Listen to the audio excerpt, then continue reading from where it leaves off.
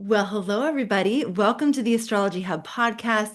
Today, we are going to be going through the month of October and all of the highlights, the most important transits, the overarching energy. Of course, I'm going to ask Rick what the theme is for the month, which he might have to get to eventually in the episode, which is kind of our MO, which is totally fine. But I am so happy that you're all here. Thank you for joining us. And of course, we have today with us Rick Merlin Levine. He is one of our masterful astrologers. He is just one of the favorites at Astrology Hub, and we're just so happy to have you here for the October forecast, Rick. Before we dive in, I just wanted to invite any of you who are interested at all.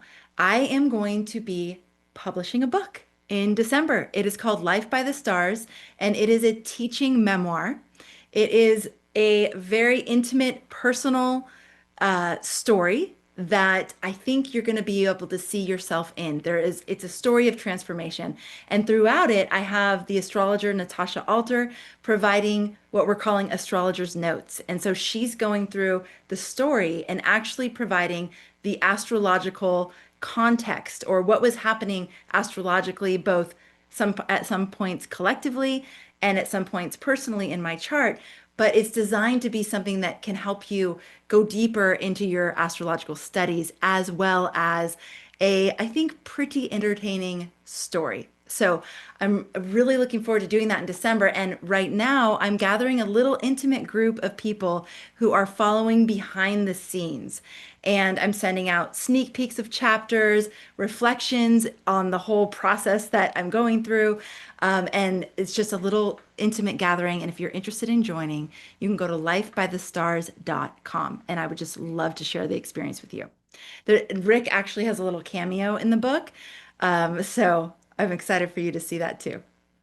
All right. So, Rick, let's go into October. Tell us about the overarching energy. What are you seeing? Like, what pops out at you when you first look at the chart?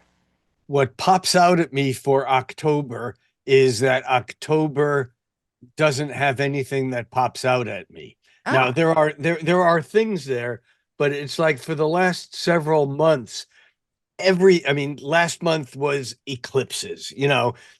We've had major alignments. We've had the Uranus Pluto coming so close together, and now it's beginning to back off. We had the Saturn Neptune conjunction coming so close together, and then it began to back off. We had Saturn then backing into retrograding back into Pisces. All of these were major events that are all feeding into what I believe is going to be the real significant things, which is really 2026. And as much as these days feel really powerful, I'm convinced that the powerfulness of these days is in what we are setting up for the exact Saturn Neptune conjunction next February, and then the first of 5 Uranus Pluto trines beginning next July. Now, that doesn't change. That's my same old story that's been around for several months.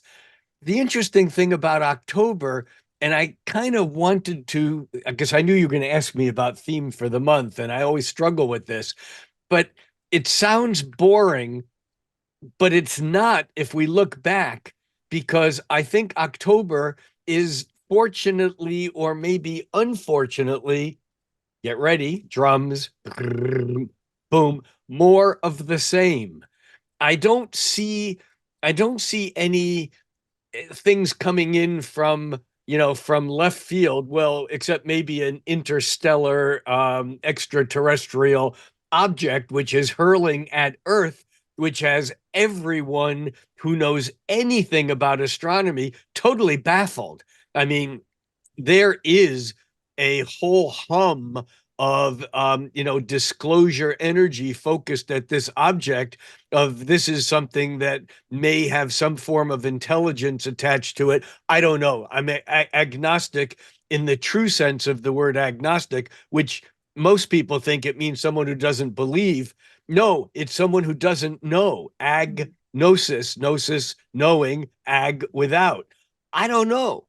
And you're talking about that three-eye atlas, right? Yeah, Yeah. exactly. Yeah. I mean, we know from the trajectory that it is extra solar system, meaning that it comes from outside of our solar system, which is different than comets.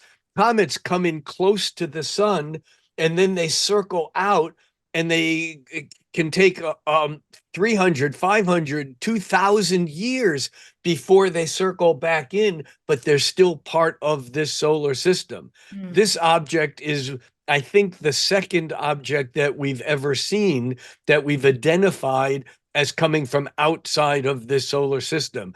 But without getting into the details, it's exhibiting a lot of things that are just that have every scientist that's watching it kind of totally puzzled because they've never seen anything like it before. Well, and isn't it headed for the ecliptic?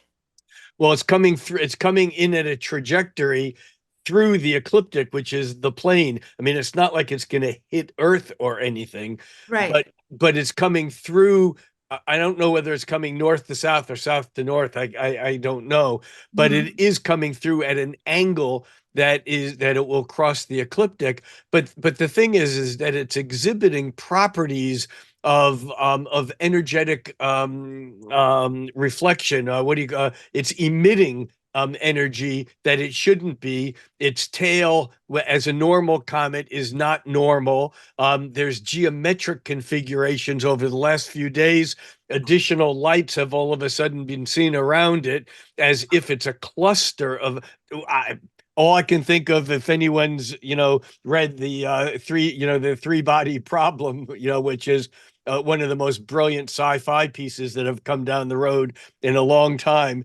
We don't know. It's coming from somewhere, and it'll it'll just fit into the craziness of this year. But when it And comes to what's the the timing astrology, range?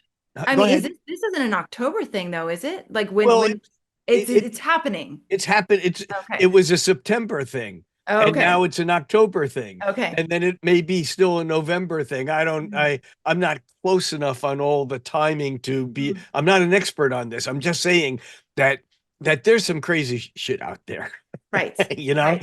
Yes. and but I but when I look at the astrology of the month of October, there's some stuff that's going on. There's some tensions. The end of the month seems to be quite a bit of relief on some levels. What does that mean? I don't know, but I do know that right now, as we enter October, we have Saturn retrograde, Uranus retrograde, Neptune retrograde, Pluto retrograde, Chiron retrograde, and Eris retrograde, meaning that all of the outer planets are retrograde. Jupiter is not, but all of the planets outside of Saturn are all retrograde. And they're all one by one over the months ahead. They're all going to end their retrograde phase and turn direct. And I know that I said when we talked about August and September, how it there's going to be a lot of things going on. There's a lot of noise. There's a lot of events, but somehow with all of the outer planets dragging in retrograde, there's a feeling like, as you can see, I'm leaning this way. It's a feeling like we're going backwards, even though there's a lot of noise moving forward. Mhm. And in October, actually on the 13th, Pluto is the first of the planets to end its retrograde phase and begin to move forward again. But here's the thing, on October 1st, Pluto is at 1 degree and 24 minutes of Aquarius. And when someone gives a planetary location in degrees and minutes, if you can just think of a face of a clock, for those of you who are old enough to remember that hands used to go around the clock, but there are basically 60 minutes in an hour. So if something is 30 minutes, it's halfway through the hour. 15 minutes is a quarter past. And so Pluto on October 1st is at 1 degree of Aquarius and 24 minutes. That means it's almost halfway through that one degree point. On November 1st, Pluto is at 1 degree and 27 minutes. That's Mm. 3 minutes of arc difference over the whole month, even though it turns direct on the 13th. It basically ain't moving all month. Ah. And when planets go retrograde or direct, like a pendulum going back and forth, if you can imagine a clock pendulum, it has to stop for it to go the other way, which is what, when a planet turns retrograde or direct, we say that it makes a station meaning it's holding its position. And so Pluto actually stations at 1 degree of Aquarius and 22 minutes. I mean, these are all just like millimeters from an Earth perspective away from one another. And so when a planet is stationary, it is holding an enormous amount of power and potential. It's almost like, when they teach ballerinas to do when the turns, is it a Pirouette. pirouette? Thank you. It's like they focus on something and their body turns at a rate like this, but the head stays focused, and then it snaps around and it goes because it needs to hold a stationary position so that it doesn't become dizzying. Hmm. Well, when planets get to be stationary, it's like everything else is moving around it. It holds an enormous amount of power. That's why when on the day that Mercury turns stationary retrograde or stationary direct, that's often the most significant parts of a retrograde cycle, is those days when the planet isn't moving or appears not to be moving. So it's almost like all of October is like Pluto holding on to this spot while while Neptune and Uranus and Saturn and Jupiter and all the noisy planets, the sun, the moon, Mercury, Venus, everything else is spinning around, but somehow Pluto becomes the anchor. And even though the aspect was closest last month in September, on the 1st of October, the Uranus Pluto trine, which remember will be exact for the first of 5 times next July. The Uranus Pluto trine on October 1st is 13 minutes of arc away from being exact. That's like a quarter of a degree, less than a quarter of a degree. So that Uranus Pluto trine is like really, really, really, really close. And on November 1st, that same Uranus Pluto trine is just over a degree from being exact, because I mean, they're moving, Uranus and Pluto are moving, but very slowly. The point is that Uranus and Pluto is are really two of the main key players during this period of time, and especially because we have Neptune right at the middle point. And Neptune, which has already turned retrograde, and this is another big thing in the month of October, of which I've already said there are no big things, and obviously I'm already contradicting myself. But Neptune, which turned retrograde last month, Net, um, Neptune retrogrades from Aries, where on October 1st, it's at 0 degrees of Aries, 32 minutes. That's, again, a half of a degree into Aries. And so on October 22nd, Neptune retrogrades back into Pisces. Saturn has already retrograded back into Pisces. Saturn and Neptune having moved into Aries and now retrograding back into Pisces, these are like forced remedial studies. It's like you're in your class of seventh graders and everyone else is going into eighth grade, and you're told you can go into eighth grade, but for the entire year of eighth grade, you have to study seventh grade math and seventh grade reading because you didn't do it so well. And so while everything else is, all the noisy planets are moving forward, Saturn and Neptune back in Pisces are this whole kind of feeling of what's going on. There's a mystical and magical and imaginal sense to Pisces energy, and Neptune, of course, is at home in modern astrology. Neptune is considered to be the ruler or the planet that's associated with Pisces because Neptune is kind of like Jupiter, which used to be the traditional ruler of Neptune. I'm sorry, yeah, used to be the traditional ruler of Pisces, Jupiter and Pisces. But when Neptune was discovered, it's almost like Jupiter escaped from Saturn because Jupiter's inside of Saturn. And Jupiter kind of does this, which is what Pisces does, is this expansiveness. But Jupiter can only expand up to the limits of Saturn pulling in. And Neptune, outside of Saturn, has no limits. It's like dad's not home. We don't have to ask. We don't have to justify.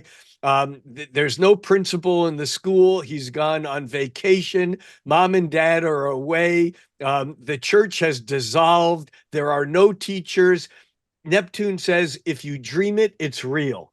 And so with Neptune back in Pisces, the sign of anything is possible. I mean, the good news is Neptune is also about belief and spirituality and imagination and the creative illusion. My friend Caroline Casey says that imagination lays the tracks for the reality train to follow. It's a great picture. I say that Saturn and Neptune have a very kind of complex relationship, and that Neptune is really what's laying is the imagination. Neptune, how do I want to say this? Neptune is kind of like the invisible scaffolding or framework that Saturn, through discipline, application, and hard work, builds reality, or what we call reality, on. So we have this ongoing Saturn Neptune dance occurring that will be exact at 0 degrees of Aries. But right now, Saturn's backed up to 27.5 degrees or so of Pisces. And as Neptune, by the end of October, also backing into Pisces, it's going to be like, oh my God, this is like Yogi Berra said, this is a deja vu all over again. We've been here again before and again before. It's like this, and so we're not allowed to go into the future yet with Neptune and Saturn back in Pisces, and yet the Uranus Pluto trine, which is still beginning to wane, it's beginning to separate, is still the underlying feature that goes back to what happened in the 1960s when Uranus and Pluto were conjoined, were aligned. And this is the first Uranus Pluto trine that we've had since the 1920s, when everything seemed really cool for a while. The roaring 20s. I mean, it ended in the stock market crash, and it ended in what was, what's set up for World War II. But by the beginning of the 1920s, and incidentally, this is also the time when quantum physics was in its heyday. In fact, I lectured a few months ago in Copenhagen, around the corner from the Niels Bohr Institute of Physics, where the idea of particle wave duality, complementarity, was developed. And so it was a tremendous breakthrough period, but exciting. And why? Because Uranus, the planet of new, the planet of revolution, the planet of radical surprise, shock, awe, freedom, ingenuity, aha. Uranus was trining Pluto, the planet of evolution, the planet of transformation, the planet of death and rebirth. And of course, we're not talking physical death, we're talking transmutational death. We're talking caterpillar becoming a butterfly. Yeah, on one hand, the caterpillar dies, but the caterpillar is really transformed into this higher form of being. And so this Uranus Pluto trine that we're coming into, I contend, is part of the larger transition that we're facing now, which is why for months I've been saying what's going on apparently in the news, in the heavily curated news. I don't care what your political or ideological beliefs are. I don't care whether you watch, Radical this or MSNBC that or Fox News. Whatever you watch is curated. and and yet we're all coming to this point where it seems more and more bifurcated, separated, polarized than ever. And it is. But Uranus and Pluto in that trine with Neptune coming into the middle of it is going to go, and something is going to force us to get it together. We're seeing inklings of this out there. I mean, it's not lost on me that as this aspect, the Uranus Pluto trine was as close as it was going to get, within a few days, Nepal had a revolution that basically, although it looked like it happened in 2 days, and it technically did, the entire government fell and was recreated by Gen Z, but Mm. on TikTok. I mean, this really happened. And Wow. and that the new prime minister of Nepal actually has been involved in revolutionary for the people work for 25 years. In fact, she was the first woman to be in the Supreme Court of Nepal. She was the Chief Justice of the Supreme Court, and the youth said, "We want her as prime minister," and the military installed her. Wow. Now, I'm not Pollyanna in any of this. I think the jury is out. I mean, when you ask me where are we going to be in a year, I've been saying this for a while. I don't know, but I know not where we are now. We can't, because the energy where we are right now is so unsustainable that things are going to have to flip one way or another. Which way they flip or how they flip, there's going to be no one that's going to be 100% happy, and there's going to be no one that's going to be 100% unhappy, because the issues are so interrelated and entangled and complex. But I mean, just today, we saw Netanyahu give a lecture to a nearly empty General Assembly at the UN because they walked out while he was talking. There was, I mean, I watched this live, and this was on September 26th, and I mean, things are happening. Not all good, but not all bad. There's a lot of complicated, horrific things going on out there. Um, but where I'm going with all of this is in October, I think we're going to see what's been going on. It's like the trajectory has already been aiming, and the polarities are going to get greater. We saw the cancellation of Colbert and then Kimball, and then all of a sudden there was so much. Disney Corporation lost, I think, $4 to $6 billion in stock, after that, after the firing or the severing, temporary severing of their relationship. I don't know where any of this is going. I just know that the astrology suggests that there's a lot more in this flow. And what we do now as individuals, as groups, as astrologers at the Kepler College 25th anniversary symposium, I taught a short course on astrologer as agent of change, in which I talked about how it used to be that artists were considered to be in the ivory tower, reflecting society. But now things are moving so fast that the artists have moved from the ivory tower to the control tower. It's an interesting concept, but I think astrologers like that because of social media, because of what you do, what I do, what we are all doing here. We are actually creating information that gives people feedback as to what's going on, that's like a GPS system, except it's not geographical, it's more based on time. And Mm, so I think it's really important to understand that by next summer, there's going to be some molds that are set that are going to be hard to undo. But right now, things are in high flux. And you don't even need to be an astrologer to see this or to know this. That's not the point.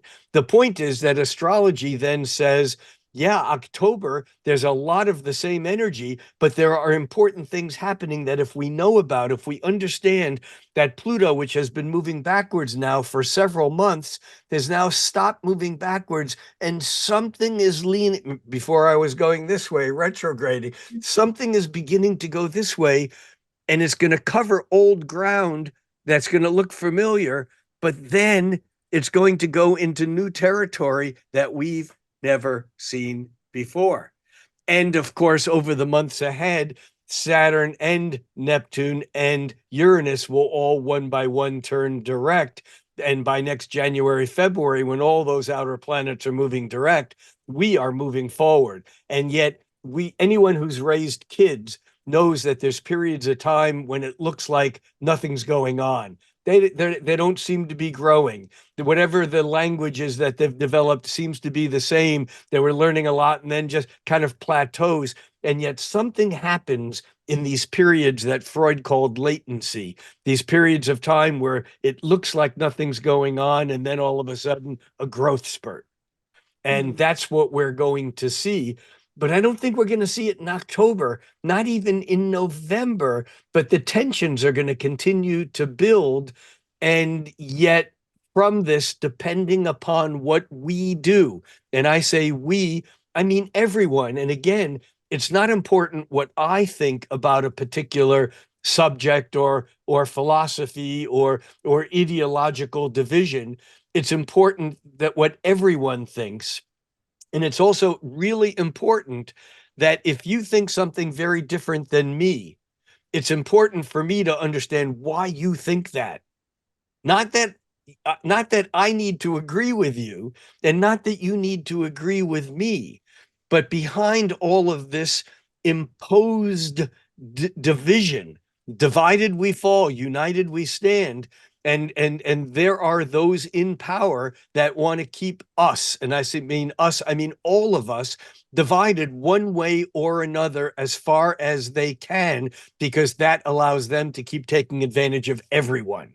And so I know this is an unpopular statement, but the thing is that what I see coming out of this is I don't care what you believe in on this event or that event. I know that somehow what you want is you want to be happy. We both want to be sitting on rocking chairs watching the flowers grow, or I mean, or whatever it is that we like to do, whether it's knitting and crocheting, or whether it's fishing, or whether it's downhill skiing, or whether it's driving a race car, or whether it's raising. Everybody just wants their lives, and no one has it right now because we're all so distracted hating some arbitrary group of people who really don't impact what I'm feeling, other than I've been told that they're taking my happiness away.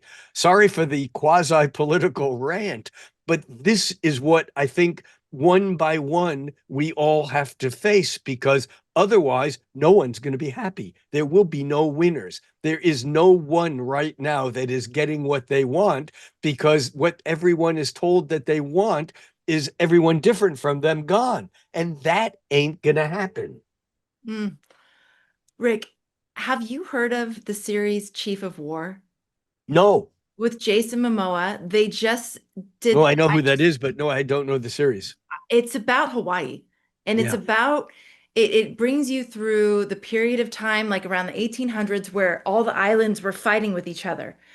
And then it's eventually going to walk you into when the islands start to get taken over. But one of the biggest thoughts I've been having watching this is as the islands are fighting with each other, both within one island, there's like fights, but then also between islands, there's fights. They're so divided and distracted by that that they become an easy takeover. Target. Yeah. Yeah. Yes, and that's what as you were speaking, it was like, oh my gosh, I've been having this thought the whole time I'm watching this show going, this is exactly what's happening on the planet right now. We're so busy, or in this country, but really on the planet, we're so busy fighting with each other that we don't recognize the real quote unquote enemy that actually none of us want to have, want to be taken over by, for example. So it's amazing that you're bringing this in, and I think I mean, if you haven't seen, it's very violent. Like it is gruesome, but I mean, I haven't cried at a series or a movie the way I have like bawled my eyes out during the show in like maybe ever. It is, and And what's the name of it it's again? called Chief of War. It's brilliantly done. The first episode they did for free, it's on Apple. It's on Apple TV. They did the first one for free for everybody. And it wasn't the best episode to show first. I think they could have done a better job kind of hooking you early, but you go into this series, it's like, oh my God. And if you think about it being a microcosm of what's happening now, I think it will be profound for everybody. I mean, it's profound on its own, but then anyways, so okay, couple questions for you. Yeah. Okay. So you said that what I'm getting is Neptune and Saturn and their dance between uh Aquarius, Pisces, and then eventually Aquarius. No, And no, then hold on. Neptune and Saturn is the dance between Pisces and Aries. did I just mess that up? Yeah, you Okay. said Aquarius. Okay, sorry, It's sorry. Pluto and Aries. Aquarius. No, Yes, got it. okay. Okay. Yeah, Aries and Pisces. Yes, yeah. that dance that they've been doing. Okay. And then we have Uranus and Pluto moving towards trine energy. And that's And that another, trine is from Aquarius to Gemini, air to yes, air. air to air. Okay. So these are the big players that you're bringing in the background amongst all the other little transits and things that are happening. And little transits or things are like are like getting a common cold that turns into pneumonia that kills you. I'm not saying that it does. Yeah. I'm just saying that this is not to make light of all that little energy, but behind it, you're exactly right. It's the Uranus and Pluto trine from Gemini to Aquarius, and the Saturn and Neptune conjunction, which has been almost in Pisces, then in Aries, and then Saturn backed up, and now Neptune is backing up, so that by the end of the month, they'll both be back in Pisces, and we're going to feel like, I thought we were already done with this. Right. Now tell us what timeline it's going to echo with. Where were we Neptune, Saturn at the end of Pisces? You said that it's gonna feel like we've been here before. When was that? Oh, well, all through 2024 into 2025, it got Okay. more and more, and Yeah. it's going to just feel like we're not able to break out of whatever we set up in 2024 into 2025. But then they are both going to turn direct. Saturn will turn direct on November 27th, coming up. Mhm. Neptune turns direct on December 10th. And so by January, they're both moving forward, Mhm. but they're moving forward through territory that they already moved backwards through. But it's going to feel like maybe something is shifting. And then Uranus turns direct in February. And Mhm. so by March, all of those outer planets are now moving forward. And then by early summer and then into July, everything is moving into new territory, and that can't be stopped. And what that new territory is, again, whether it's whether it's this boundary or that boundary or lack of this boundary, or whether it's free this or imprison that, I don't know. But what we're doing now is setting up the parameters for what will unfold next spring and into summer. You've said before that no one can really see what's around this bend, that the bend is so severe that it's impossible to see beyond it. And I've Yeah, I've replayed myself of that. I've used the example of in the olden days when clipper ships before the Panama Canal were sailing around the South America Tierra del Fuego, Mhm. from the Atlantic Ocean to the Pacific Ocean to get to ports in San Francisco or even to the Indies, to Asia.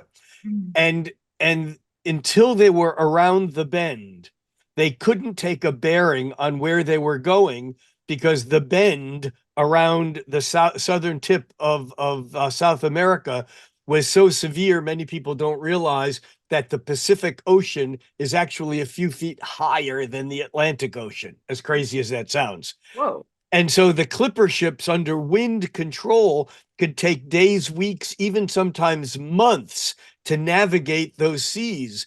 And until they were around the bend, there was no point in trying to figure out where they were going. They had to get around the bend. Where at that bend? We're at that bend. That's the best visual. I love that. So trying to figure it out and trying to like it's kind of futile. I mean, I think sometimes it makes us feel better, but Yeah, it's you it's futile, except how we negotiate that bend will depend on how we're set up around it. In other words, we can negotiate that bend through anger and fear and hatred and know, suppression and wanting to go back into some place in past where it wasn't as great as we think it was, but we're trying to recapture something that we know we've lost. mm. Or we can go into that bend with compassion and love and trying to understand and move forward. And yet it's all of one and none of the other doesn't work, regardless of how good or bad one of those sides sounds, because it's easy to project. As I'm talking here in the political reality, it's easy to say that side is the side that hates, that side is the side that is suppressive. And then someone else says, no, you got it all backwards. It's you're all wrong. That's the thing that won't work. And yet it's how we negotiate this bend determines as to what the potentials are once we get around it. Mm. You okay, so this is the last time Neptune and Saturn will dip back into Pisces. It's the last time for Saturn in 30 years or 28 years, and it's the last time for Neptune in 163 years, Amazing. Okay. 160 years, something like that. Yeah. What might we be picking up? Like when they dip back in and it's, this has been happening. This is the last time. What might be the last things that we're being asked to be brought to our awareness? Well, if you think about the fact that we are coming out of 2000 years of the age of Pisces, Pisces being the sign of belief, Pisces being the sign of compassion, but Pisces also being associated with guilt, Mm, also being associated, I mean, it is the age of Christianity. And to some extent, we're seeing the church go through a kind of a holding pattern of being of death and rebirth itself.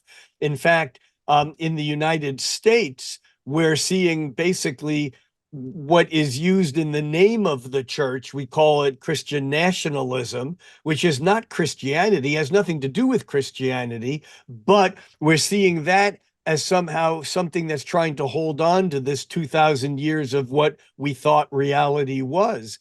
And so Pisces becomes not only dreams and imagination, but also holding on to a way of life that we had. And this is frightening even for people who are totally wide open and don't want to hold on to the past. We don't know what's around the corner.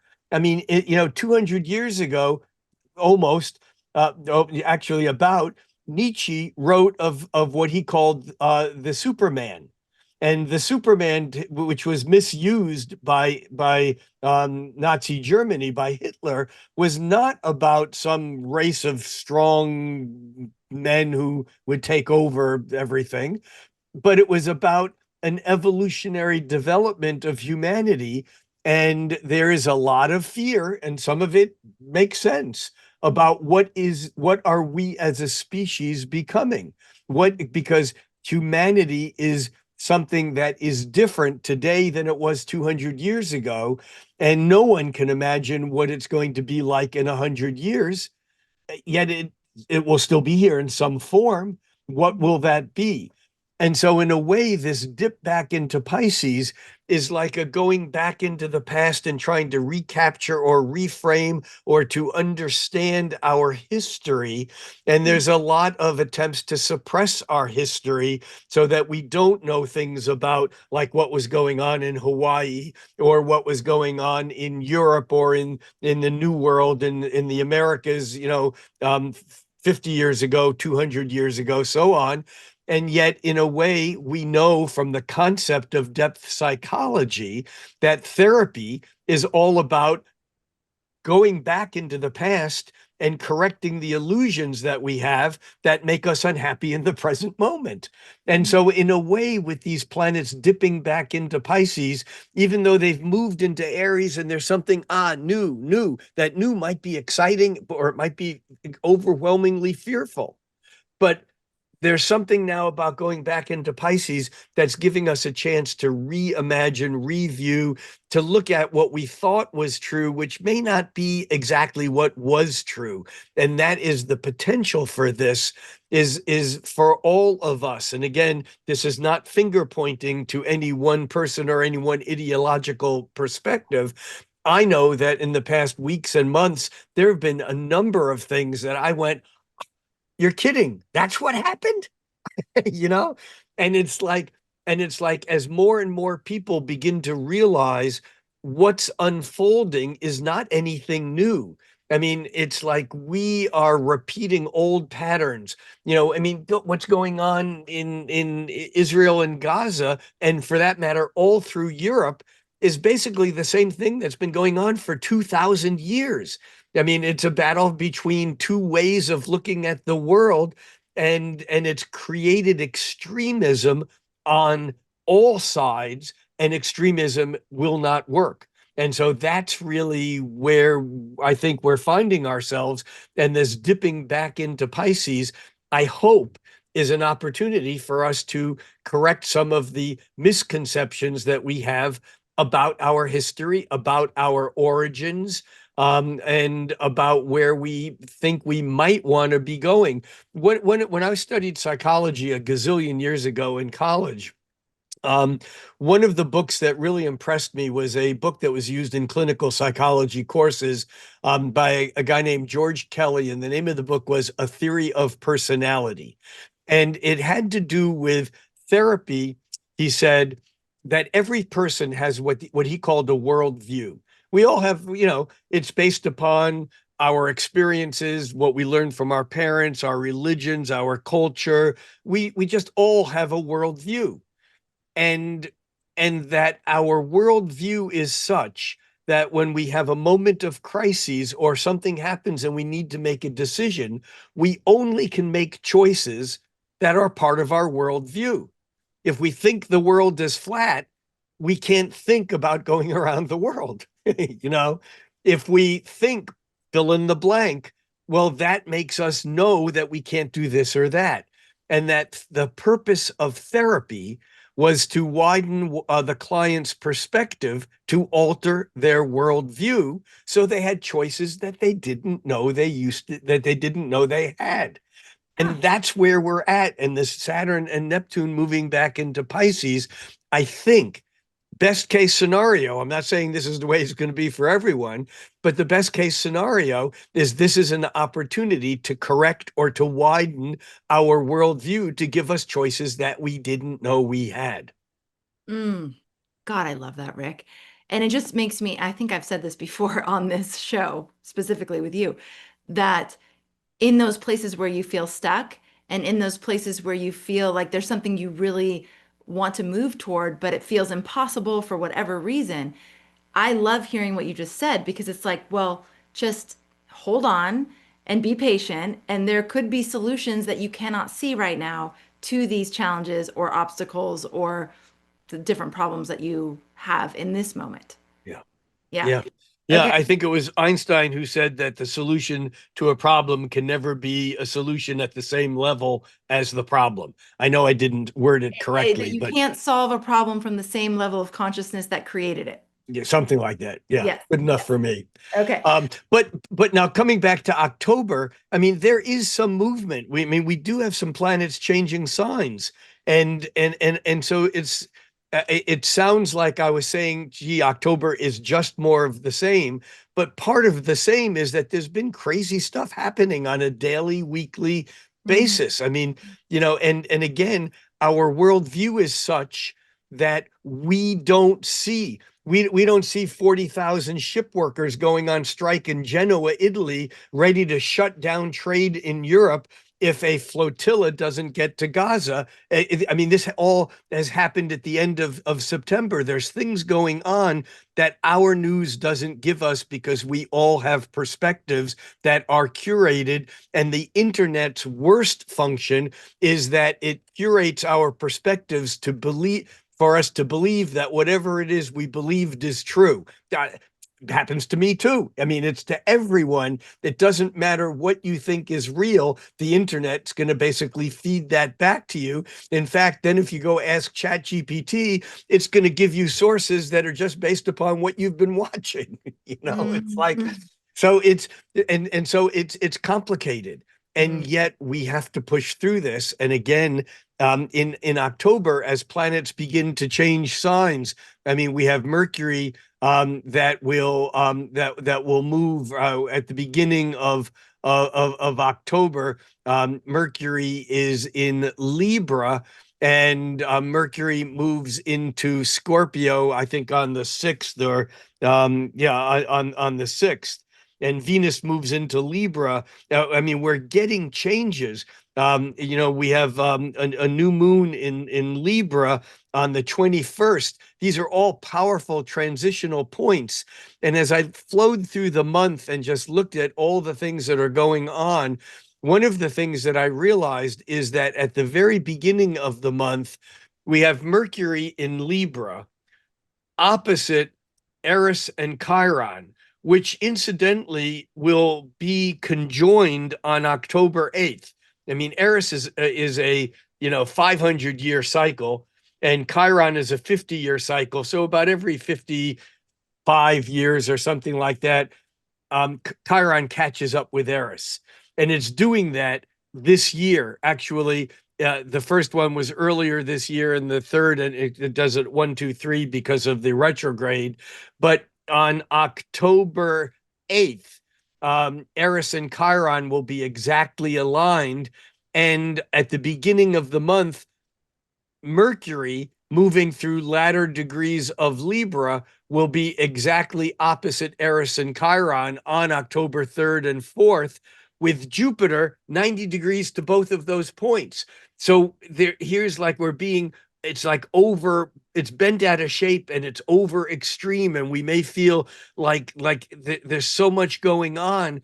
And yet, as we move through the month, and in fact, what happens is um, that as the sun reaches the latter parts of Libra by about October 15th, 16th, in that period of time, 17th, the sun will then be opposite Chiron and Eris and exactly squaring Jupiter on the 17th.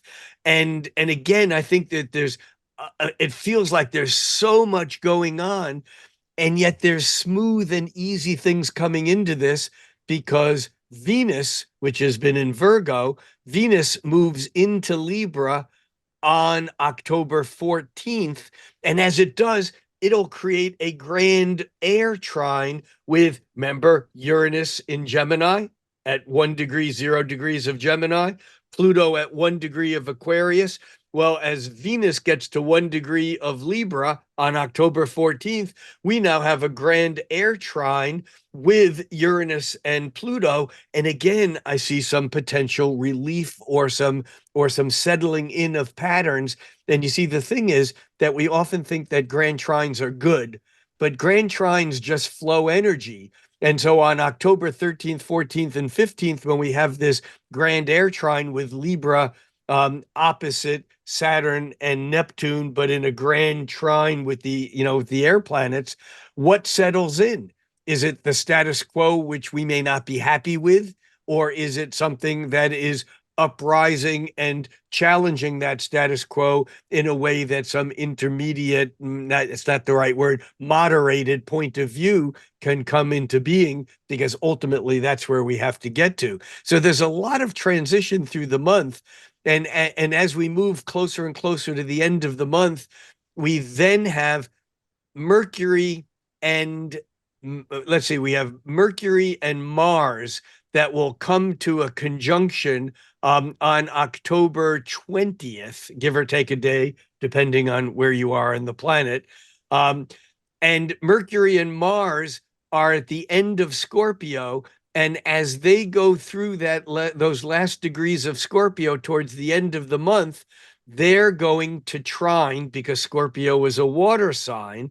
They're going to trine Jupiter in Cancer, water sign, while Jupiter in Cancer is trining Saturn and Neptune in Pisces, water sign.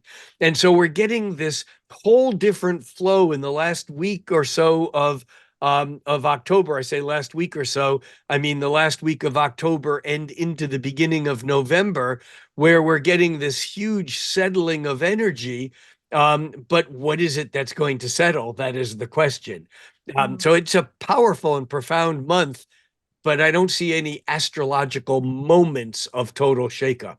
Mhm. It's like a continuous storyline that we have been navigating, that will continue to navigate, that is reaching some culminating points next year. Obviously, the February Saturn Uranus conjunct at 0 degrees Aries, and then what you've been bringing in about this Uranus Pluto trines 5 times starting in Exactly. July. And I think some of the culminating points, though, are actually right now in front of us, even though it may just seem like another point.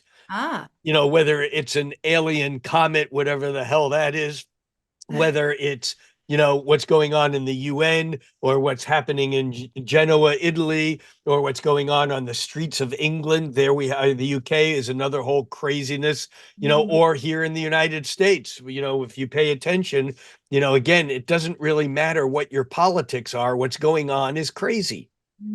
Yeah. And one of the things you said earlier is that there's patterns that are settling in, and one version of those patterns could be status quo, more of the same. And and so the question, what are you settling in your own life? Is it more status quo? Is it more comfort zone? Or is it going into some of these territories that are new? And would you say that because we can't control what's going on at the UN, and we can't control what's going on in the streets in London, and not, but when what we can control is the way that we're navigating around this bend, right? So what would you Exactly. say? We can't control the assassination of someone like Charlie Kirk. Right. That's outside of the realms of our individual control, but we can control how we respond to it Yes. rather than how we react to it in the gut. Right. Okay. So in addition to all the things you said earlier about doing what we can to truly understand each other's perspectives and not make somebody the other who, if they were not here, then everything would be okay. That kind of polarization that's happening. Yeah. In addition to that, being mindful of where we're falling into those traps, or where we're feeling that inclination, what else would you say is the most important things to keep in mind as we continue traversing around this bend? Integrity, compassion. Um, Integrity, like integrity has a lot of different meanings. When you say integrity, what do you mean? if I had integrity, I would probably know. No, kidding. Um, no, I think integrity is kind of having some sort of consistency between what you truly feel on the inside and how you're acting on the outside. Because a lot of times we see people, especially in the public, who are doing things that we know from what they have said or done prior, that they're doing things that are totally anathema opposite who they really are, but they're doing it for either political reasons, or for some reasons that have something other than the integrity of what they know is true on the inside. And I think that sometimes it's very difficult for us to sit long enough with our own stuff for us to really think about why we're acting the way we're acting, and where that comes from. Are we just doing it because so and so told us to, or are we just doing it because we think if we do that, that won't stir up as much trouble in a relationship or at our job or whatever? Or are we really acting out of integrity, out of who we are? And then even in doing that, there's this whole issue of Brad Blanton's book many years ago called Radical Honesty. I think sometimes people can be honest for absolutely no good reason at all other than to salve their own personal guilt. Yeah. And and I'm not knocking honesty on any Right, level. right, I'm right. just saying that there has to be some sort of integrity. I think the word integrity comes from integral, which means one, Cool. unity. And Yes. I think there has to be some consistency between the inside and the outside, which of course is the astrological underpinning of everything. As above, so below. The within and the without are one and the same. One is not a reflection of the other, they are the same. And so if we have problems with things out there, we also have problems with things in here. And you can't prevent those things out there from happening, but you can deal with them on the inside. So I think that that's the integrity I'm talking about.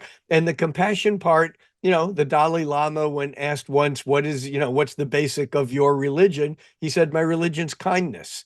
Mm. You Yeah. know, that And I think anything else goes on from there.